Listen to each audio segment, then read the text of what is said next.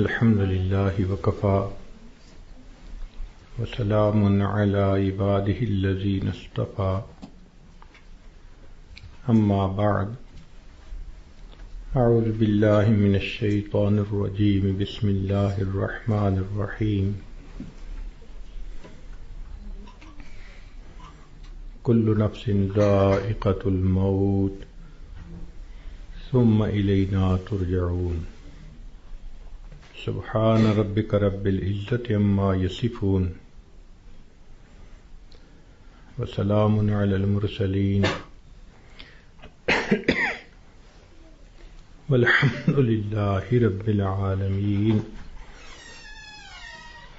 اللهم صل على سيدنا محمد وعلى آل سيدنا محمد وبارك وسلم اللهم صل على سيدنا محمد وعلى آل سيدنا محمد وبارك وسلم اللهم صل على سيدنا محمد وعلى آل سيدنا محمد وبارك وسلم. انسانی زندگی ہوا میں رکھے ہوئے چراغ کی مانند ہے.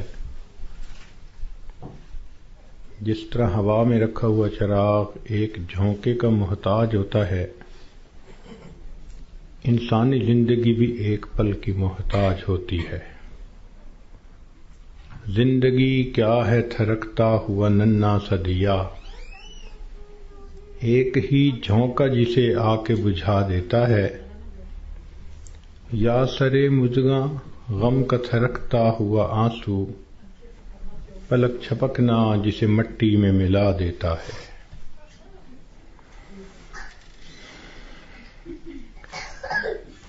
اسی لیے کسی نے یہ کہا، زندگی انسان کی ہے مانند مرغ بے نوا، شاخ پر کچھ دیر بیٹھا چہچہایا اڑ گیا.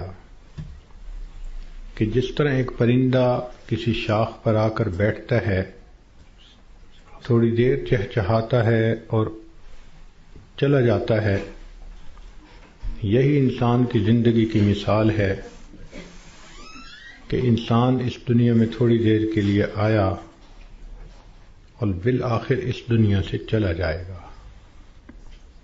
آپ نے دیکھا ہوگا کہ جب بچہ پیدا ہوتا ہے تو اس کے ایک کان میں اذان کہتے ہیں اور دوسرے میں اقامت کہتے ہیں. یہ اس بچے کو پیغام دے رہے ہوتے ہیں کہ تیری زندگی کی اذان بھی ہو گئی، تیری زندگی کی اقامت بھی ہو گئی. اب اقامت میں اور جماعت کے کھڑے ہونے میں جتنا فرق ہے اتنا ہی تیری زندگی ہے. لہذا تم اپنی زندگی اس طرح سے گزارو کہ ابھی میری نماز جنازہ قائم ہونے والی ہے. اسی لیے یہ حکم ہوا کہ تم دنیا میں ہو تو امتحان گاہ میں ہو. یہ دنیا سیرگاہ نہیں، تماشا گاہ نہیں، آرام گاہ نہیں، یہ امتحان گاہ ہے. افسوس کہ ہم نے اس کو چراگاہ بنا لیا.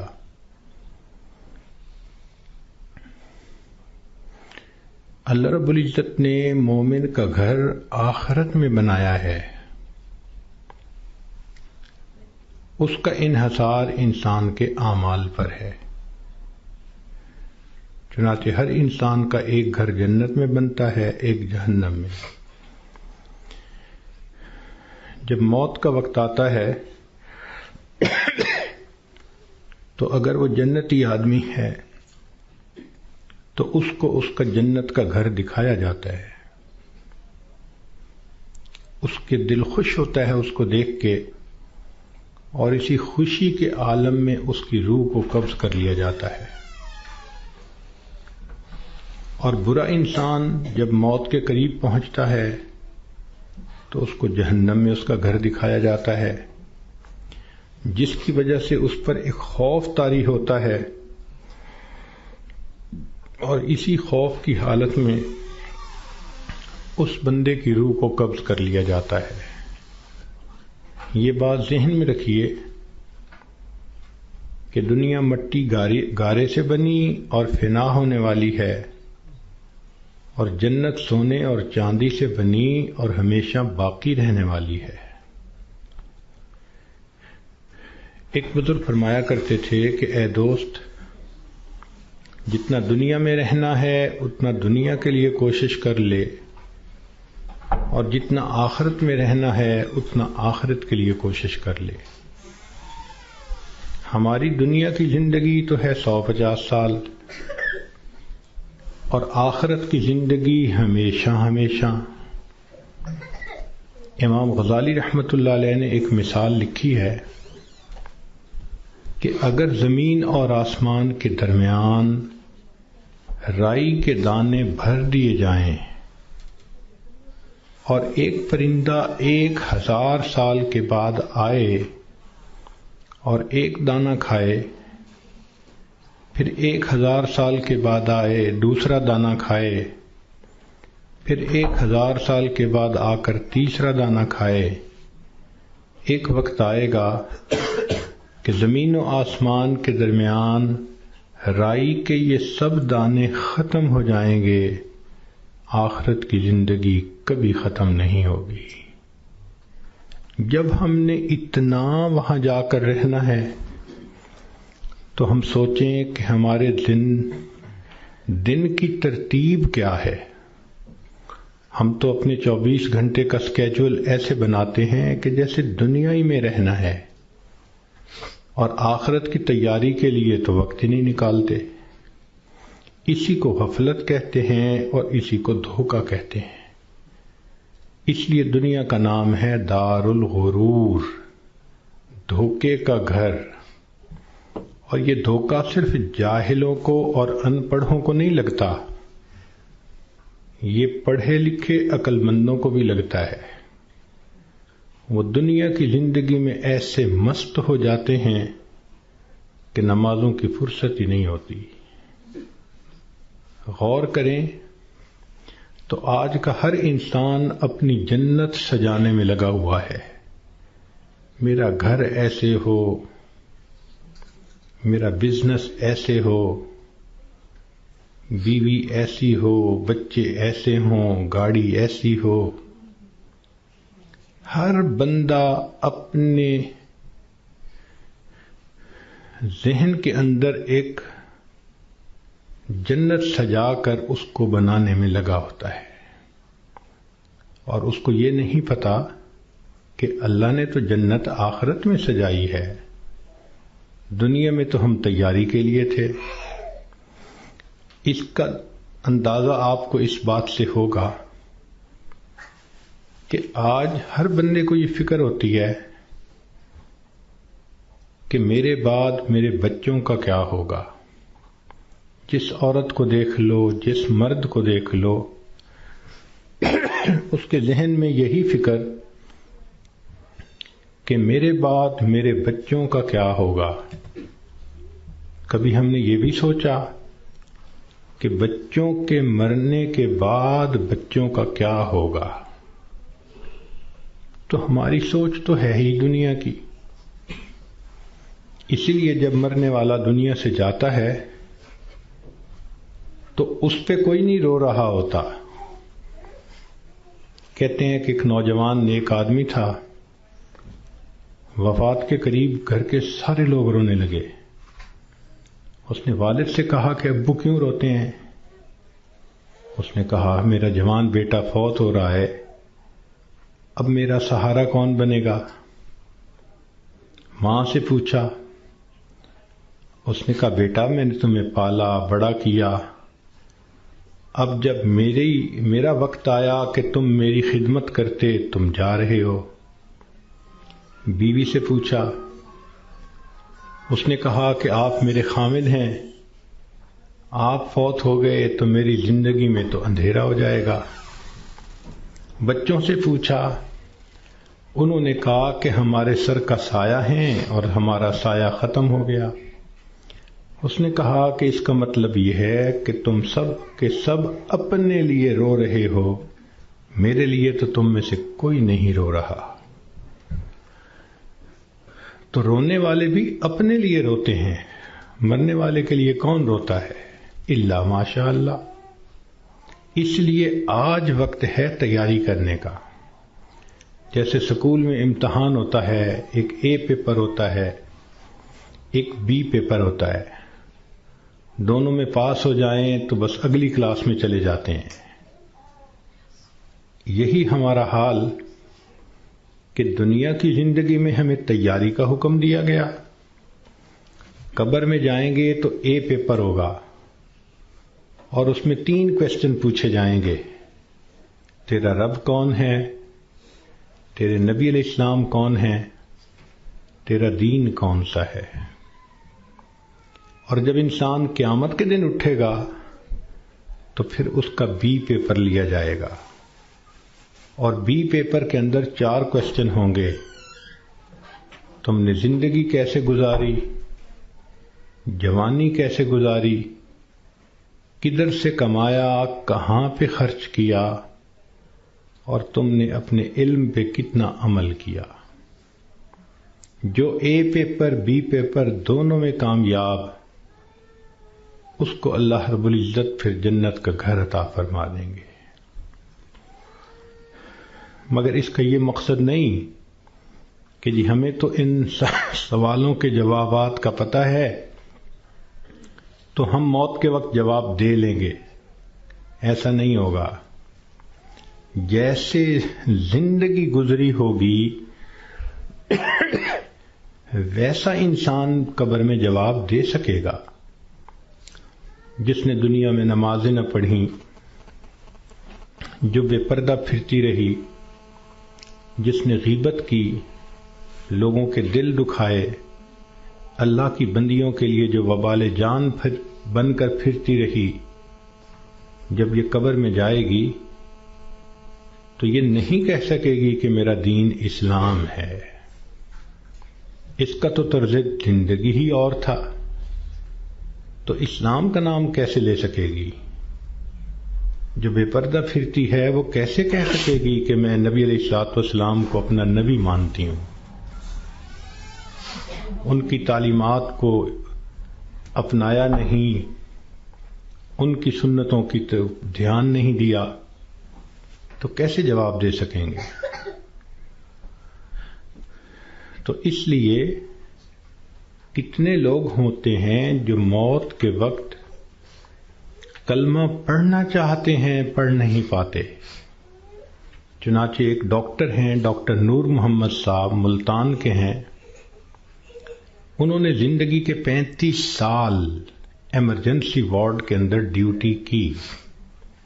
انہوں نے موت کے اوپر ایک کتاب لکھی ہے.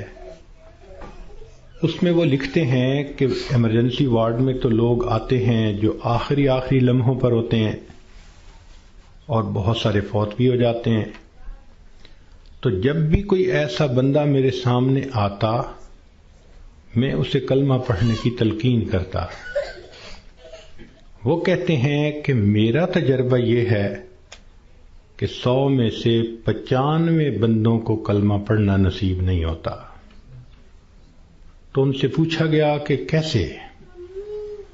وہ کہنے لگے کہ پہلے تو مجھے سمجھ نہیں لگتی تھی کہ یہ کیوں نہیں اونچا کلمہ پڑھتے جبکہ میں ان کو پڑھا بھی رہا ہوں.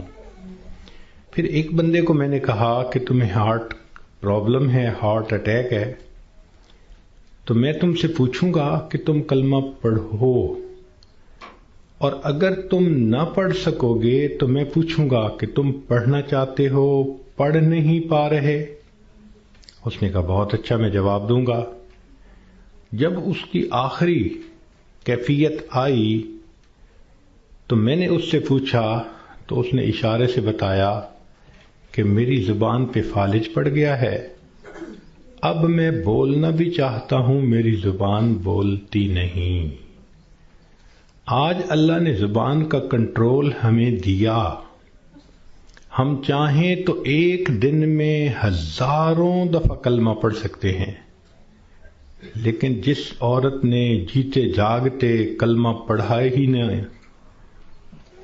دن گزر گئے، ہفتے گزر گئے، مہینے گزر گئے، زبان پہ کلمے کا ورد جاری ہی نہیں ہوتا، دنیا کی باتیں، دنیا کی باتیں، دنیا کے فیشن، تو موت کے وقت اچانک کلمہ کیسے جاری ہو جائے گا؟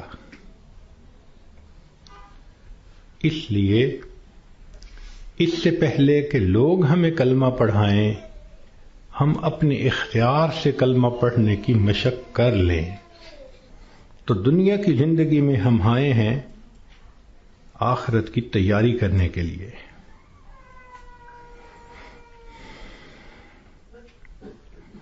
ہماری مثال ایسی ہے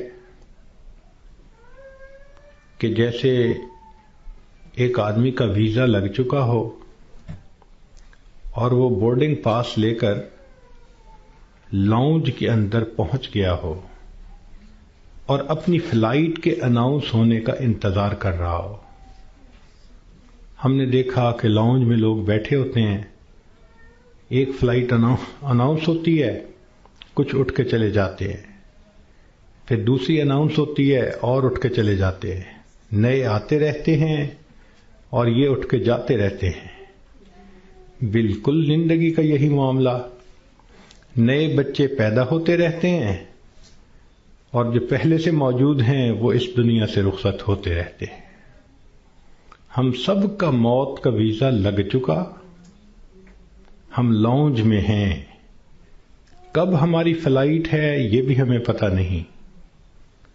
نبی علیہ الصلوۃ والسلام نے ارشاد فرمایا، میری امت کی عمریں بین 70 و 60، 60 اور 70 کے درمیان ہوں گی، یعنی ایسا بھی ہوگا کہ کسی کی عمر 100 سال یا اس سے زیادہ، اور ایسا بھی ہوگا کہ کوئی پیدا ہوتے ہی بچہ مر جائے گا۔ تو جب اوسط نکالیں گے تو گراس ایوریج اس امت کی 60 سے 70 سال بنے گی۔ اب جن لوگوں کی زندگی ہے ہی 60 سے 70 سال، تو جو عورتیں 40 سے اوپر پہنچ گئیں وہ اپنی زندگی کے ظہر اثر کا وقت گزار رہی ہیں، اور ظہر اثر کے بعد پھر مغرب ہوتے ہوئے دیر نہیں لگا کرتی۔ ہم نے خود تجربہ کیا ہے کہ کئی کام اکٹھے ہوتے ہیں تو سوچتے ہیں کہ ہم چھٹی کے دن کریں گے، اور چھٹی کے دن جب صبح ہوتی ہے تو دل میں بڑا مان ہوتا ہے، لمبا دن پڑا ہے، کوئی بات نہیں۔ لیکن کام کرتے کرتے جب ظہر گزر جاتی ہے تو پھر بندے کو پینک کنڈیشن ہونی شروع ہو جاتی ہے۔ وہی بندہ جو تسلی میں تھا کہ لمبا دن پڑا ہے، اب ہاتھ پاؤں پھول رہے ہوتے ہیں اور وہ کہتا ہے جی دن تو نکل گیا، جلدی سے کام سمیٹو۔ تو جو 40-50 سے اوپر کی زندگی گزار رہی ہیں، اب وہ ظہر عصر کے وقت میں پہنچ گئیں، مغرب ہونے میں دیر نہیں لگا کرتی۔ اس لیے بہتر ہے کہ ہم موت سے پہلے موت کی تیاری کر لیں۔ اللہ رب العزت چاہتے ہیں تو بندے کو ڈاکٹر کے قدموں میں موت دے دیتے ہیں، اور اگر چاہتے ہیں تو بندے کے نام مردوں کی فہرست سے نکلوا دیتے ہیں۔ ہمارے ایک ڈاکٹر صاحب دوست تھے، وہ ایک ہاسپٹل کے ڈائریکٹر تھے، بڑے تھے، 300 بیڈ کا ہاسپٹل تھا۔ تو کہنے لگے کہ ایک مرتبہ میرے پاس لسٹ آئی ان مریضوں کی جو فوت ہو گئے، تو روزانہ میں سائن کرتا تھا تو وہ ڈیڈ باڈیز وارثوں کے حوالے کر دی جاتی تھی۔ تو میں سائن کرنے لگا تو میرے ذہن میں خیال آیا کہ میں ذرا ان کے چہرے تو دیکھ لوں۔ کہنے لگا میں نے چہرے جو دیکھے تو ایک بوڑھا آدمی تھا، ایسے ہی میرے ذہن میں گیا کہ کہیں اس کو فٹ کا دورہ تو نہیں پڑا۔ تو میں نے ٹیکا منگوایا اور انجیکشن اس کو لگا دیا، اللہ کی شان وہ اٹھ کے بیٹھ گیا۔ مردوں کی فہرست میں اس کا نام لکھا جا چکا ہے۔ اللہ تعالیٰ چاہتے ہیں تو فہرست سے نام نکلوا دیتے ہیں۔ اور ایک اور ڈاکٹر صاحب کے بارے میں ہم جانتے ہیں کہ وہ اتنے ہارٹ اسپیشلسٹ ہیں کہ ملک کے صدر وزیر اعظم کے وہ ہارٹ اسپیشلسٹ ہوتے ہیں، VVIPs کے ہارٹ اسپیشلسٹ۔ ایک نوجوان آیا اور آ کے اس نے ان سے چیک اپ کروایا، تو ڈاکٹر صاحب نے پورا چیک اپ کرنے کے بعد ان کو کہا کہ your heart is functioning as good as that of a young man, کہ تمہارا دل تو ایک نوجوان بندے کے دل کی طرح ٹھیک ٹھیک کام کر رہا ہے۔ اس نوجوان نے ان سے اپنی فائل پکڑی اور پیچھے مڑ کر جو قدم اٹھایا وہیں اس کو ہارٹ اٹیک ہوا اور ڈاکٹر کی آنکھوں کے سامنے اس کی جان نکل گئی۔ تو اللہ تعالیٰ چاہتا ہے تو ڈاکٹر کے قدموں میں جان دے دیتا، موت دے دیتا ہے، اور اللہ تعالیٰ چاہتا ہے تو مردوں کی فہرست سے بندے کا نام نکلوا دیتا ہے۔ اور کئی مرتبہ انسان موت سے بھاگ کے جا رہا ہوتا ہے اور حقیقت میں موت کے قریب ہو رہا ہوتا ہے۔ چنانچہ سلیمان علیہ السلام کا دربار ہے، ایک شخص داخل ہوا اور اس نے وہاں بیٹھے ہوئے کسی آدمی کو بڑے غور سے دیکھا۔ تو جس بندے کو غور سے دیکھا اس پہ بہت خوف طاری ہوا، وہ اٹھ کے سلیمان علیہ السلام کے پاس آیا، حضرت مجھ پہ بہت خوف ہے اس شخص کا جس نے مجھے غور سے دیکھا، آپ پلیز ہوا کو حکم دیں مجھے دور فلاں جزیرے کے اندر پہنچا دے۔ تو سلیمان علیہ السلام نے ہوا کو حکم دیا۔ اتنے میں آپ نے اس بندے کو بلایا جس نے گھور کے دیکھا تھا، پوچھا کہ بھئی کون ہو؟ اس نے جواب دیا جی ملک الموت۔ تم اسے گھور کے کیوں دیکھ رہے تھے؟ تو کہنے لگے کہ میں اس لیے اس کو غور سے دیکھ رہا تھا کہ اس کی روح تو میں نے فلاں جزیرے کے اندر نکالنی ہے اور یہ آپ کے دربار میں یہاں بیٹھا ہوا ہے۔ تو سلیمان علیہ السلام نے بتلایا کہ اس نے مجھ سے خود ریکویسٹ کی کہ مجھے فلاں جزیرے میں پہنچا دیں۔ ملک الموت نے کہا السلام علیکم، میں بھی اسی جزیرے میں جا رہا ہوں اس کی روح کو قبض کرنے کے لیے۔ بنی اسرائیل کے 5-6 آدمی سفر پہ 7 آدمی سفر پہ جا رہے تھے، اچانک بارش شروع ہو گئی، بجلی چمکنے لگ گئی، اتنی خوفناک بجلی چمک رہی تھی کہ ان کو یہ خیال ہوا کہ آج یہ ہم میں سے کسی نہ کسی کو لے کے جائے گی۔ وہ ایک غار کے اندر چھپ گئے، مگر بارش بھی نہ تھمتی تھی اور بجلی چمکنا بھی نہ رکتی تھی۔ تو انہوں نے فیصلہ کیا کہ بھئی ایسے کرو، ایک ایک کر کے باہر نکلو، جس کو بجلی نے جلانا ہوگا وہ جلا دے گی تو باقی تو سکون کا سفر کر سکیں گے۔ چنانچہ ایک نکلا، بجلی چمکی مگر اس کو جلایا نہیں، وہ واپس آ گیا۔ پھر دوسرا نکلا، خیریت سے واپس آ گیا، تیسرا نکلا، چوتھا نکلا، 6 نکلے اور 6 کے 6 کو بجلی نے نہیں جلایا، ایک باقی رہ گیا۔ سب کہنے لگے کہ تو منحوس ہے، بدبخت ہے، تیری وجہ سے یہ ساری مصیبت آئی ہوئی ہے، نکل باہر۔ اس نے کہا میں نہیں نکلتا۔ سب زور لگا رہے ہیں، کہہ رہے ہیں، لڑ رہے ہیں کہ نکل باہر، وہ کہتے نہیں نکلتا۔ وہ ایسا وہاں پر جمع کہ اس نے کہا جو مرضی کر لو، میں غار سے باہر نہیں نکلوں گا۔ تو کچھ دیر کے بعد ان کے ذہن میں خیال آیا کہ اگر یہ باہر نہیں نکلتا تو ہم تو سب ایک ایک کر کے نکل چکے، چلو ہم نکلتے ہیں اور ہم سفر پہ چلتے ہیں، یہ اندر ہی رہے۔ جیسے ہی وہ 6 کے 6 باہر نکلے، بجلی چمکی اور 6 کے 6 کو موت آ گئی۔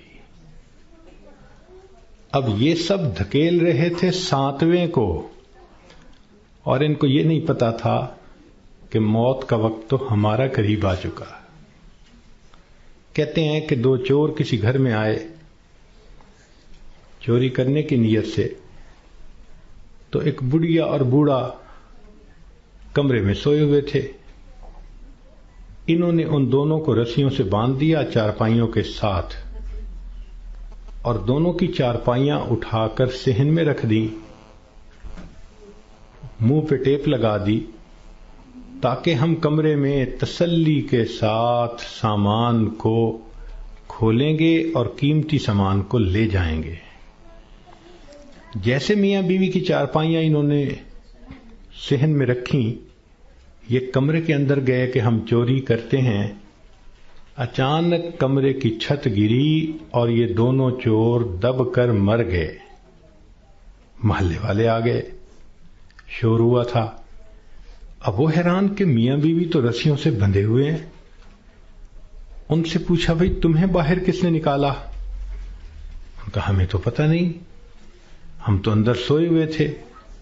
ان کو کھولا گیا، جب ملبہ ہٹایا گیا تو اس کے اندر 2 چوروں کی لاشیں دبی ہوئی تھیں۔ پتہ چلا کہ چور ان کو نکال رہے تھے کہ ہم چوری کریں گے، اور ان کو یہ نہیں پتا تھا کہ ہم اپنی موت کا خود انتظام اپنے ہاتھوں سے کر رہے ہیں۔ تو انسان کئی مرتبہ موت سے دور بھاگتا ہے، اور حقیقت میں وہ موت کے قریب سے قریب تر ہو رہا ہوتا ہے۔ اس لیے ہمیں چاہیے کہ ہم موت کی تیاری کریں۔ مہلت ہر ایک کو ملی ہے، کسی کو کم کسی کو زیادہ۔ اس مہلت سے جو فائدہ اٹھائیں وہ خوش نصیب انسان ہے۔ اس دنیا میں آپ کو اللہ کا منکر تو مل جائے گا، رسالت کا منکر بھی مل جائے گا، دین کا منکر بھی مل جائے گا۔ اس دنیا میں آپ کو موت کا منکر کوئی نہیں مل سکتا۔ دہریے سے دہریہ بھی ہوگا تو یہ مانے گا کہ ایک دن مجھے موت آنی ہے۔ جب موت آنی ہی ہے تو کیوں نہ انسان اس کے لیے تیاری کر لے۔ اور موت کی تیاری یہ نہیں کہ انسان جاگنگ کرے اور ویٹ لفٹنگ کرے اور ایکسرسائز کرے، نہیں۔ موت کی تیاری یہ ہے کہ انسان اپنے پچھلے گناہوں سے توبہ کر لے، آئندہ نیکوکاری کی زندگی گزارنے کا ارادہ کر لے، اور جو لوگوں کے حقوق اس پر ہیں ان سے معافی مانگ لے۔ ہم نے دیکھا کہ بسا اوقات جو بندہ بیمار ہوتا ہے اس کے ساتھ اوپر والے ظلم کرتے ہیں۔ ظلم کا کیا مطلب؟ کہ اس کو حقیقت نہیں بتاتے کہ بیماری کتنی ہے، تسلی دیتے رہتے ہیں، اور وہ جھوٹی تسلی ہوتی ہے۔ ابو ٹھیک ہو جائیں گے، امی ٹھیک ہو جائیں گی، اور وہ سمجھتے ہیں کہ ہم بڑا نیکی کا کام کر رہے ہیں۔ وہ جی بتائیں گے تو ابو کو شوق لگے گا۔ بھائی شوق تو ان کو لگے گا جب اچانک موت آ جائے گی۔ یہ بہتر نہیں کہ ان کو پہلے سے انفارم کر دیا جائے کہ جی بیماری خطرناک ہے، زندگی کا پتہ نہیں، ابو کلمہ پڑھ لیں، ابو تیاری کر لیں۔ اوپر والے ظلم کرتے ہیں بندے کے ساتھ۔ چنانچہ ایک مرتبہ میں اپنا واقعہ آپ کو سناتا ہوں۔ ایک صاحب تھے جو سیکٹری لیول کے تھے، بہت لکھے پڑھے اور بڑی ان کی تنخواہ اور گاڑیاں اور ٹیلنٹڈ انسان۔ ان کی ریٹائرمنٹ ہوئی تو وہ بیمار ہوئے تو ہاسپٹل میں تھے۔ گھر آئے تو ہم ان کی تباہ پرسی کے لیے حاضر ہوئے۔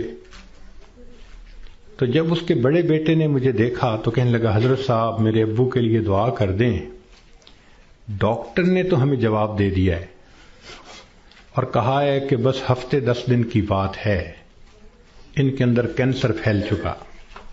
لیکن ہم نے ابو کو نہیں بتایا، آپ بھی پلیز ابو کو نہ بتانا۔ میں خاموش رہا۔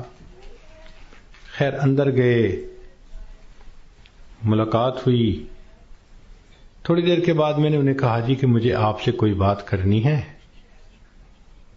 تو انہوں نے سب کو جانے کا حکم دے دیا کہ بھی کمرے سے جاؤ، میں حضرت جی سے کوئی بات کرنا چاہتا ہوں۔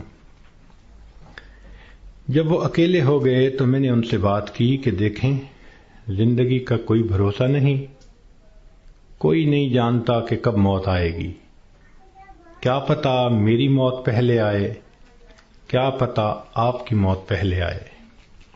ہم نے آنکھوں سے دیکھا ہے بوڑھا باپ جوان بیٹے کی لاش کو دفن کر رہا ہوتا ہے، اور کئی مرتبہ جوان باپ اپنے نوزائیدہ بچے کی لاش کو دفن کر رہا ہوتا ہے۔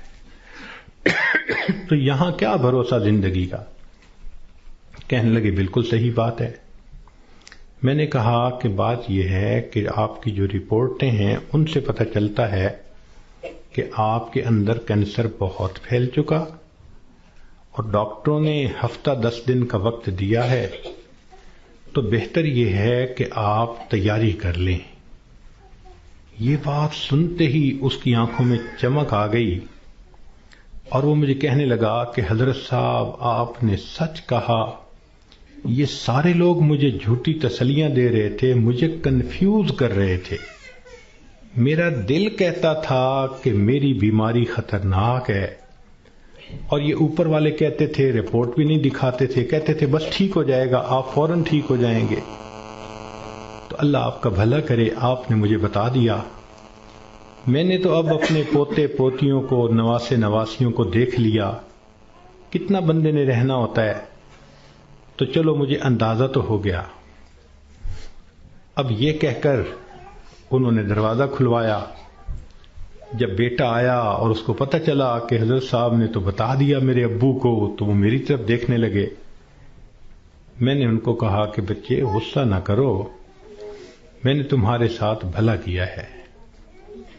اللہ کے اس بندے نے سارے گھر والوں کو بلایا اور ان کو کہا کہ دیکھو بھئی، میری بیماری کی یہ حالت ہے کہ میرے پاس صرف 6-7 دن ہیں۔ اب ایسے کرو کہ جو میری زمینیں تھیں، جائیدادیں تھیں، مکان تھے اور وہ میرے نام تھے، سارے نکالو، میں اپنی وراثت کو بچے اور بچیوں میں شریعت کے مطابق تقسیم کرتا ہوں تاکہ میرے بعد جھگڑے نہ ہوں۔ لو جی، 2 دن میں انہوں نے سب جائیدادوں کا بچوں کے نام انتقال کروا دیا تاکہ بچوں کے جھگڑے نہ ہوں آپس میں۔ پھر اس کے بعد انہوں نے کہا کہ میرا جی چاہتا ہے کہ میرے بچوں کے آپس میں رشتے ہوں، تو کچھ رشتے تھے جو انہوں نے پرپوز کیے اور ان کی وجہ سے انہوں نے آپس میں ہاں بھی کر لی۔ پھر تیسرا کام انہوں نے یہ کیا کہ کچھ رشتے داروں کی آپس میں ناراضگیاں تھیں، ان کو بلایا اور کہا کہ دیکھو بھئی، میں مہمان ہوں، میرے دل کی تمنا ہے کہ میں تمہیں آپس میں ایک دوسرے سے سلو کرتا ہوا دیکھوں۔ چنانچہ 15 20 سال سے جو ایک دوسرے سے رشتہ دار نہیں بولتے تھے، گھر آنا جانا نہیں تھا، انہوں نے ان سب میں سلو کروا دی۔ پوری برادری اتنی خوش تھی ان تمام باتوں پہ کہ جی اس بندے نے اتنا اچھا کام کر دیا، یہ ہماری برادری کا بڑا تھا، سب میں جوڑ پیدا کر دیا۔ پھر اللہ کی شان، 1 ہفتے کے بعد اس کو موت آ گئی۔ اب اس کا بیٹا جب کبھی ملتا ہے کہتا ہے حضرت جو احسان آپ نے ہم پہ کیا ہم اس کا بدلہ نہیں چکا سکتے۔ تو کیا ضرورت ہے بیمار آدمی سے چھپانے کی جبکہ اس کی بیماری اتنی خطرناک سٹیج تک پہنچ چکی ہو؟ ہم مسلمان ہیں، یقین ہے کہ ہم نے جانا ہے، تو اس بندے کو غفلت میں موت آئی اور وہ کلمہ بھی نہ پڑھ سکا، تو پھر اس کو دکھ ہوگا نا، بتانے سے تو دکھ نہیں ہوتا۔ تو اس لیے شریعت نے کہا کہ جب کسی کو موت آنے لگے تو اس کو کلمے کی تلقین کیا کرو.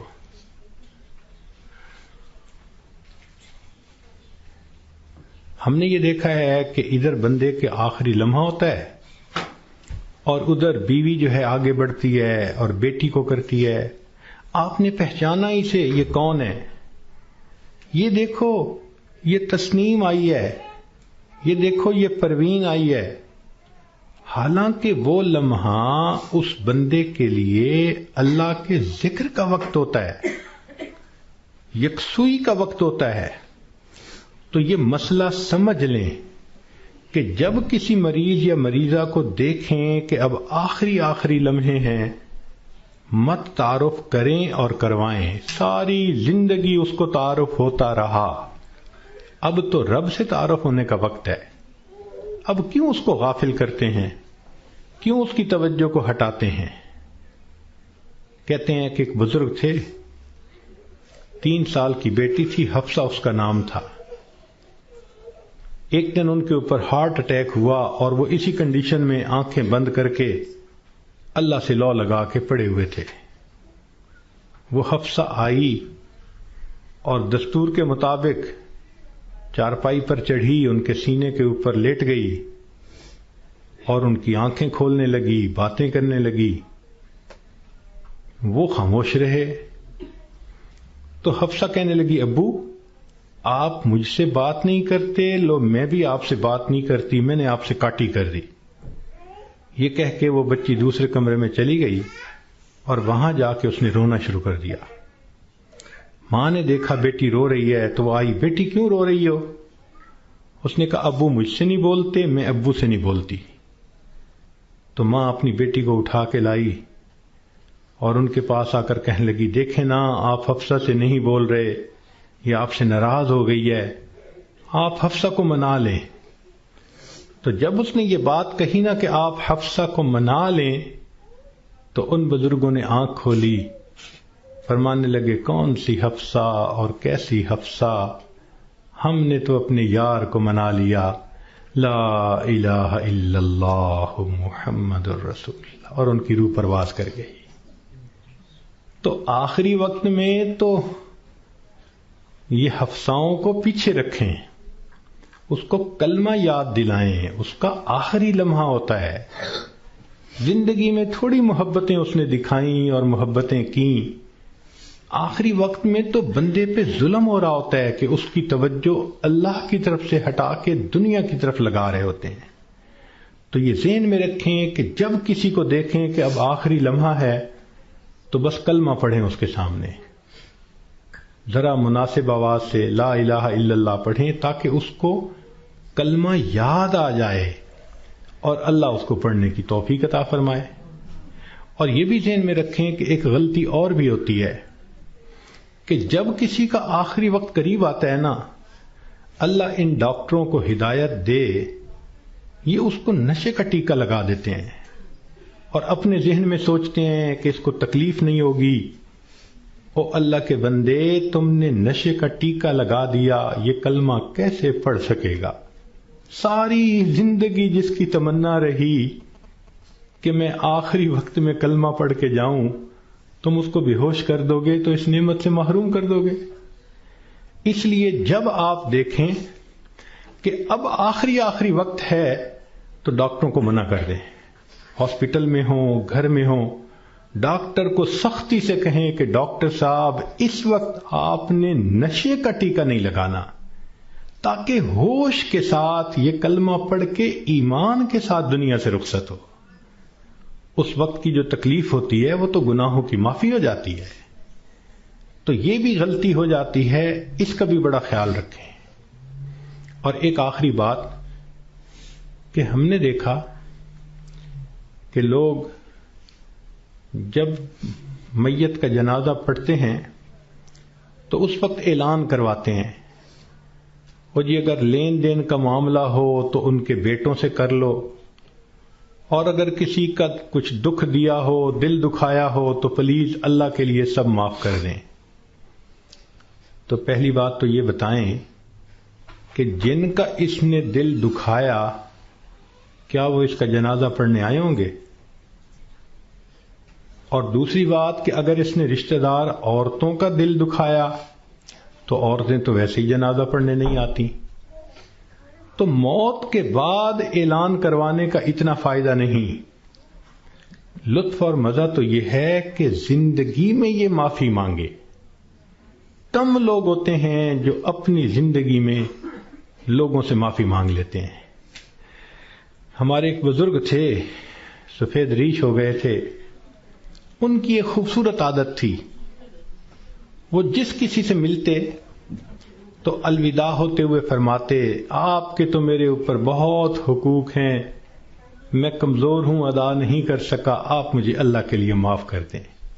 شریعت کہتی ہے کہ جب کہنے والے نے یہ کہا اور سننے والے نے آگے سے مسکرا دیا تو بس اس نے گویا معاف کر دیا. وہ ہر کسی سے معافی مانگتے تھے، بڑے سے بھی، چھوٹے سے بھی، ہر کسی سے.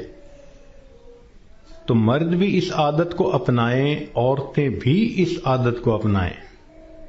بیوی خاوند سے معافی مانگ لے، خاوند بیوی سے معافی مانگ لے، بچے آپس میں ایک دوسرے سے معافی مانگ لیں. یہ معافی مانگنے کی عادت اچھی عادت ہے، اس میں کوئی شان گھٹ نہیں رہی ہوتی کہ بندہ کہہ دے جی مجھ سے تو بہت کوتاہیاں ہوئیں اور اگر آپ ہرٹ ہوئے پلیز آپ مجھے معاف کر دیں. بلکہ بعض تو بچیوں کو یہ ایسی عادت پڑ جاتی ہے کہ وہ جس کسی سے بات کرتی ہیں، بیٹھتی ہیں، ہر ایک سے معافی مانگ لیتی ہیں. تو یہ بھی ایک بہت اچھی عادت ہے کہ دنیا کے معاملات کو انسان دنیا میں ہی سمیٹ جائے. کون ہے جو آخرت میں جواب دینے کے قابل ہو سکے؟ تو آج وقت ہے تیاری کرنے کا، اور اس کو کہتے ہیں موت کی تیاری، کہ انسان گناہوں کو چھوڑے، نیکیوں کو اپنائے، زندگی شریعت کے مطابق بنائے. جتنے دل لوگوں کے حقوق میں کوتاہی کی، غیبت کی، دکھ دیا، ان سب سے معافی مانگ لے. جس بندے نے ایسا کر لیا اور اپنی توجہ کو اللہ کی طرف کر لیا، اس نے گویا اپنی موت کی تیاری کر لی. اب جب موت آئے گی اس کے لیے خوشیوں کے دروازے کھلتے چلے جائیں گے. تو ہمیں چاہیے کہ ہم موت کے لیے تیار رہیں. ہمیں نہیں معلوم کہ ہمیں کس حال میں موت آئے گی. میں اپنی بات کو ذرا سمیٹنا چاہ رہا ہوں. امید ہے کہ آپ توجہ سے بات سنیں گی. کہ ایک شخص کو دشمنوں نے قتل کیا اور نہر میں پھینک دیا، اور اس کی لاش پانی کے اندر کئی دن ڈوبی رہی. جب وہ اوپر آئی سطح پر تو اتنی پھول گئی تھی کہ بندے کی پہچان ممکن ہی نہیں تھی، شکل ہی بدل گئی تھی. پولیس والوں کو پتہ چلا، انہوں نے آ کے لاش نکالی، اور جب دیکھا کہ پہچان ہی نہیں ہوتی تو انہوں نے قریبی بستی والوں کو بلایا اور کہا کہ بھئی اس کو نہلا دو، کفنا دو، مسلمان تو ہے. چنانچہ امام صاحب نے کہا کہ جی میں نہلا تو دوں گا، میرے پاس کفن کے پیسے تو نہیں ہیں، مجھے کفن کے پیسے دے دو.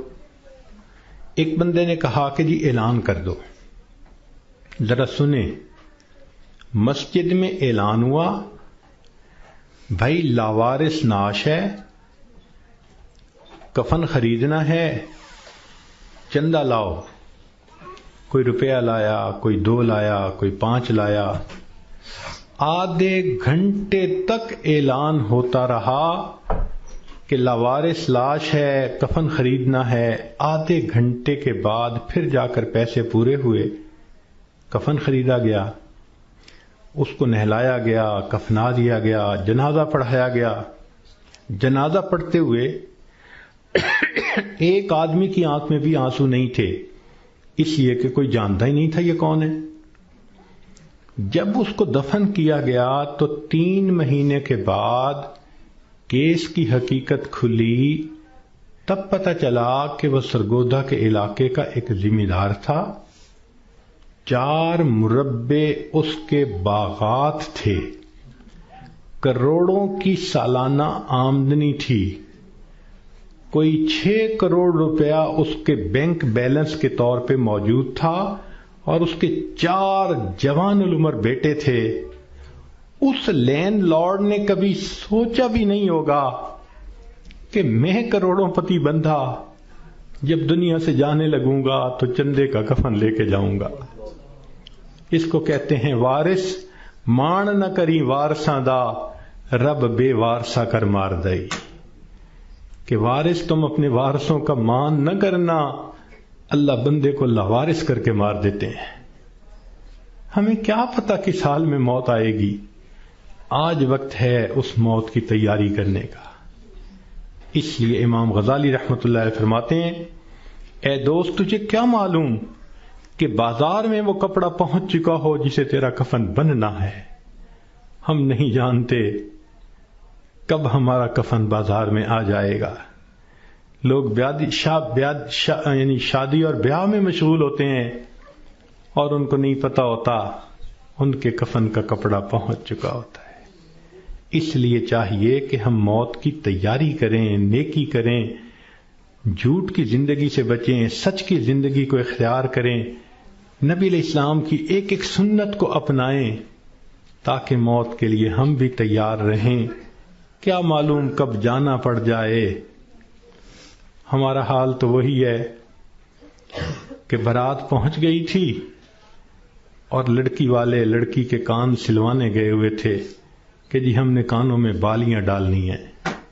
جیسے اس لڑکی والوں کو شرمندگی ہوئی وہی حال ہمارا ہے کہ ملک الموت پہنچ جائیں گے اور ہم نے ابھی تیاری ہی نہیں کی ہوگی. ہم نے کتنی بار آنکھوں سے دیکھا جوان العمر بیٹا چارپائی کے اوپر لیٹا ہوا ہوتا ہے، ماں آگے بڑھتی ہے بیٹے تجھے کیا ہوا مجھے بتاؤ تو صحیح. بیٹا خاموش ہوتا ہے.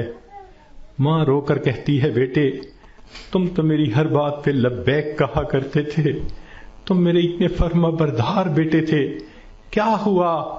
بیٹا اپنی اماں سے نہیں روٹھا کرتے، نہیں خفا ہوتے، بتاؤ تمہیں کیا ہوا؟ بچہ خاموش ہوتا ہے.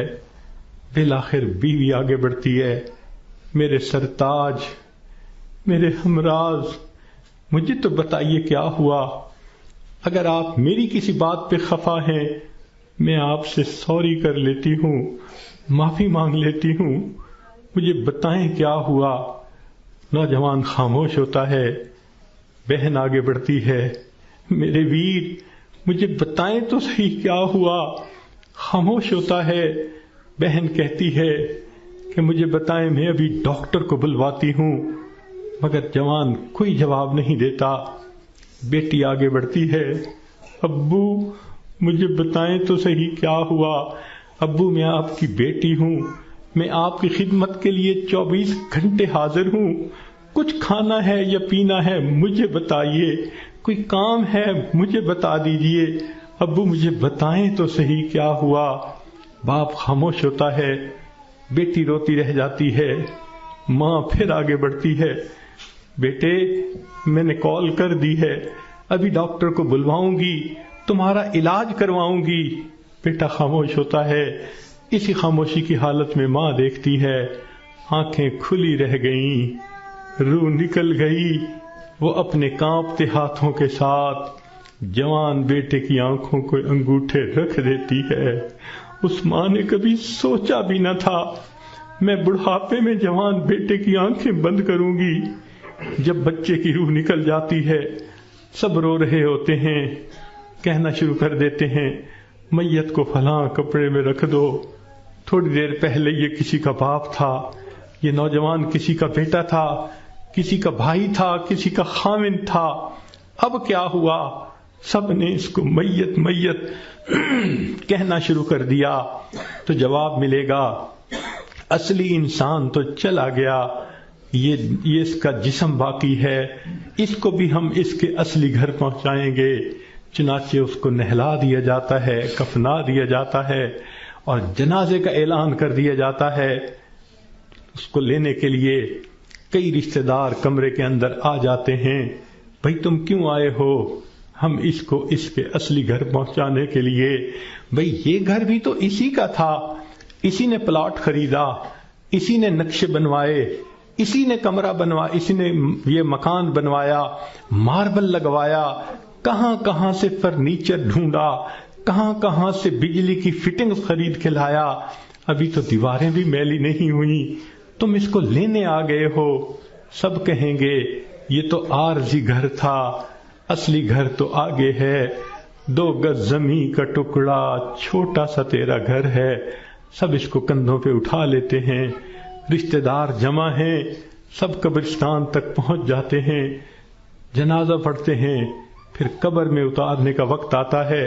شریعت کا یہ حکم ہے کہ جو قریب ترین رشتہ دار ہو وہ قبر میں اتارے۔ ہم نے اپنی آنکھوں سے یہ منظر دیکھے، جوان بیٹے کو باپ قبر میں اتار رہا ہوتا ہے، بھائی کو بھائی قبر میں اتار رہا ہوتا ہے۔ اللہ کی شان، یہ تو شریعت کی مہربانی ہے، اس نے عورتوں کو منع کر دیا کہ تم جنازے میں اور قبرستان میں مت جاؤ۔ اگر کبھی عورتوں کو بھی حکم ہوتا کہ تم جاؤ اور اپنے بیٹے کو دفن کر کے آؤ، مجھے تو لگتا ہے کتنی مائیں ہوتی جو جوان بیٹے کے ساتھ خود بھی دفن ہونا پسند کرتی۔ کیسی عجیب اللہ تعالیٰ نے مردوں کو ہمت دی ہوتی ہے، جوان بیٹے کو جس کے جسم پہ کبھی میلا کپڑا بھی باپ برداشت نہیں کرتا تھا، آج اس کو زمین پہ لٹا دیتا ہے، اپنے ہاتھوں سے مٹی ڈال دیتا ہے، بھائی مٹی ڈالتے ہیں، دوست مٹی ڈالتے ہیں، منو مٹی کے نیچے اس کو دبا کے اللہ کے حوالے کر کے آ جاتے ہیں۔ جب اللہ کے حوالے ہونا ہی ہے، اے انسان تو اپنے آپ کو آج اللہ کے حوالے کر دے۔ اللہ میں اپنے آپ کو آپ کے حوالے کرتی ہوں، جو آپ کا حکم ہوگا میں اس پہ چلوں گی، جو گناہ ہوگا میں اس سے بچوں گی۔ آج حوالے کریں گے تو اس کا فائدہ ہوگا۔ چنانچہ انسان کو بالآخر اللہ کے حضور جانا ہی ہے۔ حضرت علی عنہ فرمایا کرتے تھے، موت کی تکلیف کینچیوں سے کتر دینے سے زیادہ سخت ہوتی ہے، موت کی تکلیف دیگ میں بھون دینے سے زیادہ سخت ہوتی ہے۔ اگر موت کی تکلیف کا اندازہ لگانا ہو تو آپ عورتوں کو تو بہت آسانی سے لگ سکتا ہے۔ کئی مرتبہ آگ پہ کھانا بناتے ہوئے آپ کی انگلی جلی ہوگی، کتنے دن اس کی تکلیف رہتی ہے۔ کیوں کہ جہاں سے انگلی جلی وہاں کے گوشت سے روح سمٹ کر باقی جسم کے اندر آ گئی۔ اگر اتنی تھوڑی سی جگہ سے روح سمٹ گئی، اتنی تکلیف ہے۔ جب پورے جسم سے روح سمیٹ لی جائے گی اس وقت تکلیف کیا ہوگی، ذرا اس کو یاد کر لیجئے۔ آج وقت ہے ہم اس کی تیاری کر لیں، پھر موت کے وقت تکلیف ایسی نہیں ہوگی۔ چنانچہ حدیث پاک میں آتا ہے، جب مومن کی موت کا وقت آتا ہے اللہ تعالیٰ ملک الموت کو بھیجتے ہیں، جنت کے فرشتوں کو بھی بھیجتے ہیں، وہ جنت کی خوشبوؤں کے رومال بھی لے کے آتے ہیں اور اس بندے کے سینے پہ خوشبوؤں والا رومال رکھ دیتے ہیں۔ اس بندے کو جنت کی خوشبو آتی ہے، اس کا دماغ معطر ہو جاتا ہے اور اس کی روح کو ایسے قبض کرتے ہیں جیسے مکھن میں سے بال نکال لیتے ہیں۔ جب اس کی روح کو لے کے چلے جاتے ہیں اللہ تعالیٰ فرشتوں کو حکم فرماتے ہیں، دیکھو یہ میرا نیک بندہ تھا، روح کو قبض کر لیا گیا، اب جدھر سے اس کا جنازہ گزرے گا تم راستے کے دونوں طرف ادب سے کھڑے ہو جاؤ۔ سبحان اللہ، مومن کی کیا شان ہے، جہاں جہاں سے جنازہ گزرتا ہے فرشتے راستے کے دونوں طرف ادب سے کھڑے ہوتے ہیں۔ حدیث پاک میں آتا ہے، جس جگہ یہ بیٹھ کر نماز پڑھتا تھا زمین کا وہ ٹکڑا رو رہا ہوتا ہے، جہاں قرآن پڑھا کرتا تھا زمین کا وہ حصہ رو رہا ہوتا ہے، آسمان کے وہ دروازے روتے ہیں جہاں سے اس کے لیے رزق اتارا جاتا تھا۔ سبحان اللہ، یہ اللہ کے عاشق کی موت ہے۔ اس لیے کہا گیا کہ عاشق کا جنازہ ہے، ذرا دھوم سے نکلے، محبوب کی گلیوں سے ذرا گھوم کے نکلے۔ یہ عاشق کا جنازہ جا رہا ہے، پھر اس کو جب دفن کیا جاتا ہے، حدیث پاک میں آتا ہے اللہ تعالیٰ فرشتوں کو فرماتے ہیں یہ میرا بندہ دنیا سے تھکا ماندہ آیا ہے، جاؤ اور اس کو جا کر کہہ دو نم کنومت العروس، دلہن کی نیند سو جا۔ فرشتہ آ کے خوشخبری دے دیتا ہے تم دلہن کی نیند سو جاؤ۔ یہاں محدثین نے نکتہ لکھا، یہ کیوں نہ کہا میٹھی نیند سو جاؤ، آرام کی نیند سو جاؤ، گہری نیند سو جاؤ، یہ کیوں کہا کہ دلہن کی نیند سو جاؤ؟ تو اس کا جواب انہوں نے یہ دیا کہ دلہن جب پہلی رات اپنے کمرے میں جا کر سوتی ہے اس کو وہی جگاتا ہے جو اس کا خاوند، اس کا محبوب ہوتا ہے۔ یہ مومن آج قبر میں دلہن کی نیند سو رہا ہے، کل قیامت کا دن جب ہوگا اس کو وہی جگائے گا جو اس کا محبوب حقیقی ہوگا۔ چنانچہ مومن قبر سے اٹھے گا، آواز آئے گی یا ایتھا النفس المطمئنہ ارجعی الی ربک راضیۃ مرضیہ فادخلی فی عبادی وادخلی جنتی۔ مومن کی آنکھ کھلے گی، اللہ تعالیٰ مسکرا کر اس کا استقبال کریں گے۔ یہ کیسا خوش نصیب انسان ہے کہ جس نے اچھی زندگی گزاری، آج یہ دنیا سے آخرت کی طرف کامیاب ہو کر چلا گیا۔ اللہ تعالیٰ ہمیں بھی ایسی کامیابی والی زندگی گزارنے کی توفیق عطا فرمائے۔ وآخر دعوانا ان الحمد للہ رب العالمین۔ کچھ مستورات کی طرف سے یہ پیغام تھا، وہ توبہ طائب ہونا چاہتی ہیں، بیعت کرنا چاہتی ہیں، تو دل میں یہ نیت کر لیجئے کہ ہم زندگی کے پچھلے سب گناہوں سے سچی پکی توبہ کر رہی ہیں اور آئندہ نیکوکاری کی زندگی گزارنے کا دل میں ارادہ کر رہی ہیں۔ جیسے نیت ہوتی ہے ویسے مراد مل جاتی ہے۔ نیت کیجئے اللہ ہمیں آئندہ سچی اور سچی زندگی گزارنے کی توفیق عطا فرما۔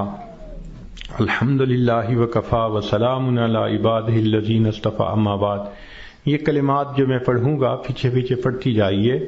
بسم اللہ الرحمن الرحیم، لا الہ الا اللہ محمد الرسول اللہ، آمنت باللہ وملائکتہ وکتبہ ورسلہ والیوم الآخر والقدر خیرہ وشرہ من اللہ تعالی والبعث بعد الموت۔ آمنت باللہ کما ہوا باسمائہ وصفاتہ وقبلت جمیع احکامہ اقرار باللسان وتصدیق بالقلب۔ اشہد ان لا الہ الا اللہ واشہد ان محمدا عبدہ ورسولہ۔ استغفر اللہ ربی من کل ذنب واتوب الیہ برحمتک یا ارحم الراحمین۔ بس ان کلمات کو پڑھنے سے اب آپ بیت ہو چکی ہیں۔ چند معمولات ہیں جن کو اگر آپ باقاعدگی سے کریں گی تو اللہ تعالیٰ آپ کے دل کو منور فرما دیں گے۔ ان میں سے پہلی چیز ہے